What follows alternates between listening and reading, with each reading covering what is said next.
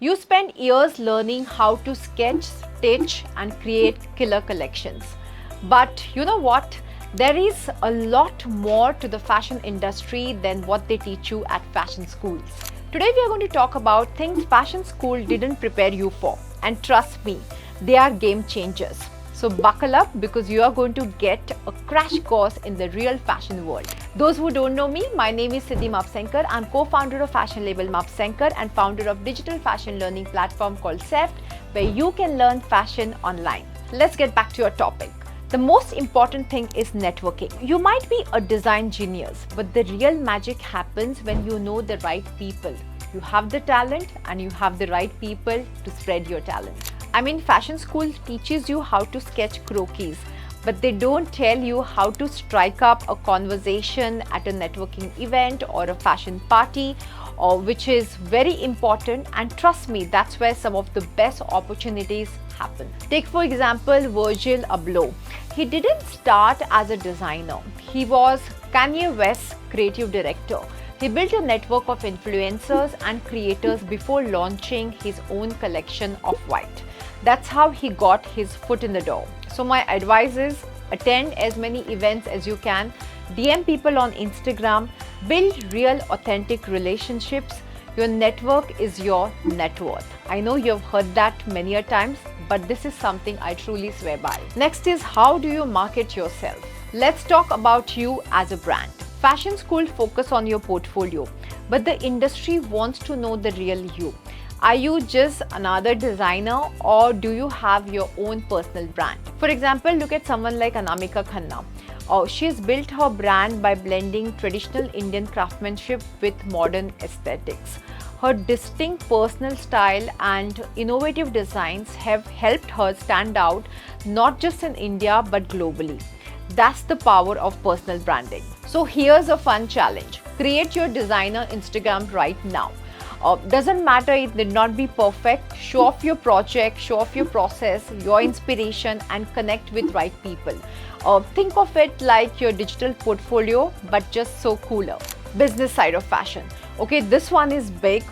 Fashion colleges make you understand how to create a killer collection, but they don't really tell you how to price it correctly.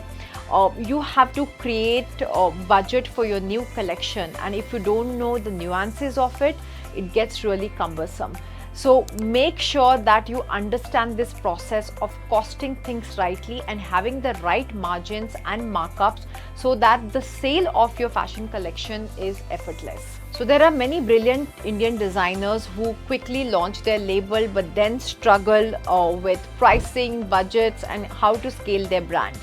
Now, fashion is a real business. Without these skills, your creative vision won't translate into sales and thereby a real business. So I would say that it's very important you take a business course or get a mentor who can teach you about contracts, budgets, and how to scale a brand. And remember, don't undersell yourself. Understand the costing, margins, markups properly so that your fashion business thrives in this world of competition. Next up, we have handling failures and rejections. You know what? This is a part of life and fashion schools won't prepare you for that. Rejection. I know it's real. You might send your collections to 10 magazines and hear crickets. But guess what? It's normal. It happens to everyone. It has happened to me also. Okay. Even Yves Saint Laurent, one of the greatest designers of all time, has faced rejection early on. And look where he's ended up today. So when that rejection email comes, and trust me, it will, don't lose hope. It's a part of the process. Turn every no into motivation for your next big collection. Speaking of, my biggest rejection was not getting selected at the Lakme Fashion Week the first time we sent the entry. But we were persistent, we continued, and we sent our entry for the following season. And we were so excited to get selected as the Gen X designers in 2010. So yes, persistence is something that truly helps. Don't get bogged down, take rejection energy and convert it into something that you are truly proud of. Next is staying inspired. Let's talk about inspiration. Now in schools, you have teachers telling you what to design, But once you're out, it's up to you. There is nobody there to motivate you on daily basis, and staying inspired is your sole responsibility. For example, fashion designers like Gaurav Gupta find inspiration from art, nature, and architecture. His futuristic gowns are a perfect reflection of these influences.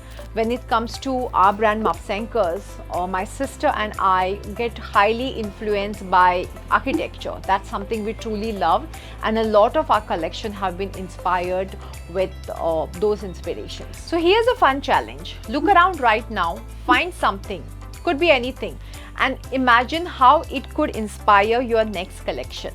Comment below and tell me what you found. Next up, we have managing stress and burnout. Now, this is a real situation, and this is something I have dealt with. The fashion industry moves at lightning pace, okay, and the burnout is real. Fashion schools might have deadlines, but the real world has no mercy.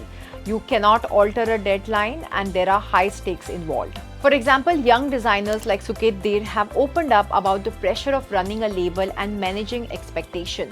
But the trick is to balance. I know sometimes it gets very difficult because you are judged all the time. Like I always say, you're as good as your last collection or your last design. So there is a lot of mental pressure. But hey, you chose this field for a reason, so you should know how to navigate this. I would say take breaks, go for walks, meditate, or listen to chill playlist. Meditation is something that truly helps me, is something that I highly recommend as well. Some of the people I know get really relaxed with the music, activities like swimming, going into the nature. So whatever ticks you, do that. Come with a clear mind and renewed energy. I'm sure that will really help you take the mental pressure off and create a kick-ass collection. Next up, we have adaptability and trend forecasting. Now, trend forecasting is very important because fashion moves really fast, and what's hot today could be out next day. I heard something very interesting. Trendy is the stage before tacky, right?